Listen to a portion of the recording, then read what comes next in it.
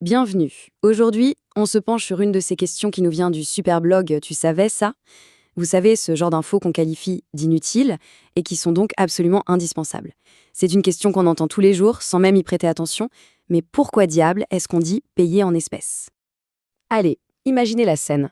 On est à la boulangerie, au resto, n'importe où, et la question tombe des millions de fois par jour.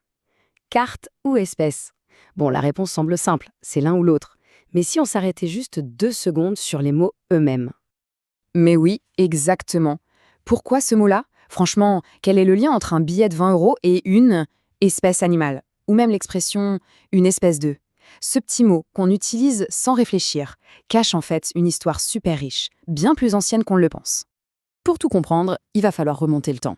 Parce que la clé de l'énigme, eh bien, elle ne se trouve pas dans nos portefeuilles, mais plutôt dans le latin et dans le monde du Moyen Âge. Alors c'est parti, on plonge. Et voilà, tout part de là. En latin, in specie, ça ne voulait pas du tout dire une catégorie de quelque chose, non, ça voulait dire quelque chose de concret qu'on a là, sous les yeux, qu'on peut toucher. C'était vraiment le contraire d'une idée, d'une abstraction. Le mot désignait la réalité physique, tangible d'un objet. Et cette notion de réalité physique, elle va devenir absolument cruciale au Moyen Âge. À cette époque, le commerce explose et les manières de payer deviennent de plus en plus complexes. Et là, un gros problème se pose. Comment on fait la différence entre l'argent qu'on a vraiment dans la main et celui qui n'est qu'une simple promesse écrite sur un bout de papier? Ce tableau, il résume parfaitement la situation. D'un côté, vous aviez le paiement en espèces, des vraies pièces qui font du bruit, les fameuses pièces sonnantes et trébuchantes. C'est concret, c'est tout de suite. Et de l'autre côté, le paiement en valeur. Là, c'est une reconnaissance de dette, une lettre de change qui dit en gros « promis, je payerai, mais plus tard ». La différence était fondamentale. Ce sont les grands marchands italiens qui ont vraiment démocratisé ces outils de crédit. Faut dire qu'une lettre de change, c'était quand même beaucoup plus pratique et moins risqué à transporter que des coffres remplis d'or sur des routes pas très sûres. Mais du coup, il a bien fallu trouver un moyen de préciser dans les contrats si on voulait être payé avec du vrai métal ou avec un de ces papiers. Et c'est là que l'expression « en espèces » est devenue un terme juridique, un terme officiel pour dire « moi, je veux du concret, du tangible ». Et cette petite chronologie nous montre bien comment cette différence a perduré à travers les âges. Chaque nouvelle forme de monnaie, d'abord le billet de banque, puis la monnaie fiduciaire et maintenant les paiements numériques, a en fait renforcé le besoin d'avoir un mot pour désigner l'argent physique. Notre expression est une vraie survivante de toutes ces révolutions monétaires. D'accord, on a compris d'où vient le mot. Mais il reste un petit mystère à éclaircir. Pourquoi le pluriel? Pourquoi on dit des espèces et pas de l'espèce? En fait, il y a deux raisons qui s'emboîtent parfaitement. La première, elle est toute simple, c'est juste pratique. Un paiement, ça se fait rarement avec une seule pièce ou un seul billet. Le pluriel, il reflète juste cette réalité. Et la deuxième raison, elle est historique. C'est un héritage direct du latin juridique in speciebus, une formule qu'on utilisait déjà à l'époque et qui insistait sur la pluralité des différentes monnaies concrètes qu'on utilisait dans une transaction.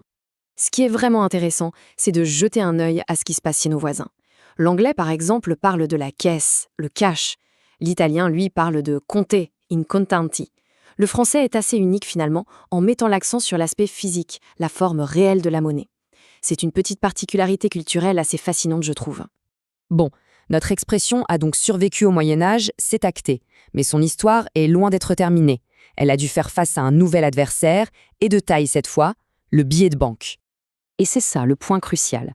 Au XVIIe et XVIIIe siècle, un billet de banque, ce n'est pas encore de l'argent, non. C'est une promesse faite par une banque, qui s'engage à vous donner la valeur écrite sur le billet, en or ou en argent. Une promesse qui, n'était pas toujours tenue. Forcément, pendant les crises bancaires, les billets pouvaient perdre toute leur valeur, comme ça, du jour au lendemain. Dans ce contexte un peu tendu, exiger un paiement en espèces, c'est-à-dire en vraies pièces de métal précieux, eh bien ça devient un réflexe de sécurité. L'expression se charge alors d'un nouveau sens, celui de la fiabilité, de la valeur sûre. Et nous revoilà à notre époque. Le sens du mot a encore un peu glissé. Aujourd'hui, quand on dit espèces, ça inclut les pièces et les billets. L'adversaire a changé. Ce n'est plus la lettre de change ou le billet qui ne vaut rien, mais c'est le paiement par carte, le virement, le sans contact. L'expression sert toujours à désigner l'argent physique, mais par opposition à l'argent numérique. C'est un fait. Dans un monde de plus en plus numérique, l'argent liquide perd du terrain. Mais le mot, lui, y résiste. Il porte en lui cette idée d'universalité, d'indépendance face à la technologie. C'est quand même incroyable de se dire qu'un mot qui est né des besoins des marchands du Moyen-Âge est encore sur toutes les lèvres à l'heure des crypto-monnaies. Allez, pour finir, une petite clarification pour briller en société, un dernier cadeau du blog, tu savais ça. C'est un point qui sème souvent la confusion. Alors, mettons les choses au clair tout de suite. Le lien qu'on pourrait faire entre les espèces de notre portefeuille et les espèces animales, c'est une pure coïncidence. On appelle ça une homonymie. C'est le même mot qui a juste évolué pour prendre des sens complètement différents avec le temps. Il n'y a absolument aucun rapport, à part peut-être une lointaine racine latine liée à l'idée d'apparence. Mais cette confusion, elle a beaucoup amusé nos ancêtres. Au XIXe siècle, il y avait des caricaturistes qui s'amusaient de ce double sens en dessinant des pièces de monnaie sous la forme d'animaux de la ferme.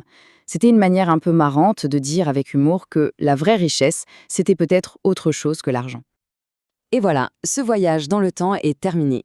L'expression payer en espèces, finalement, elle nous raconte une longue histoire de confiance, de matérialité et de transformation économique. Et ça nous laisse avec une dernière question pour la route. Si dans 500 ans, des gens analysaient notre langage, quels mots, selon vous, raconteraient le mieux notre rapport à l'argent aujourd'hui? C'est une bonne question à méditer.